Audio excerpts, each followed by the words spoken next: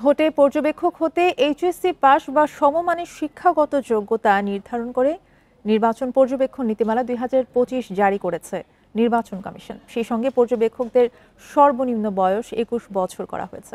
বৃহস্পতিবার ইসির জনসংযোগ পরিচালক মোহাম্মদ শরীফুল আলম এই তথ্য জানান। ত্রয়োদশ সংসদ নির্বাচনকে সামনে রেখে ২০২৩ সালের নীতিমালা বাতিল ও তৎকালীন ৯৬টি পর্যবেক্ষক সংস্থা নিবন্ধন বাতিল করে এবার নতুন নীতিমালা জারি করল এএমএম নাসির উদ্দিন কমিশন।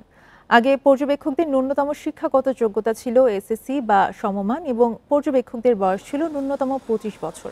নতুন নীতিমালার আলোকে আগ্রহী সংস্থাকে আবেদন করতে হবে এবং পুরো প্রক্রিয়া শেষ করে ৫ বছরের জন্য নিবন্ধন দেবে ইসি। নিবন্ধিত পর্যবেক্ষক সংস্থা ৩ দিন পর্যবেক্ষণ করার বিধান যুক্ত করা হয়েছে।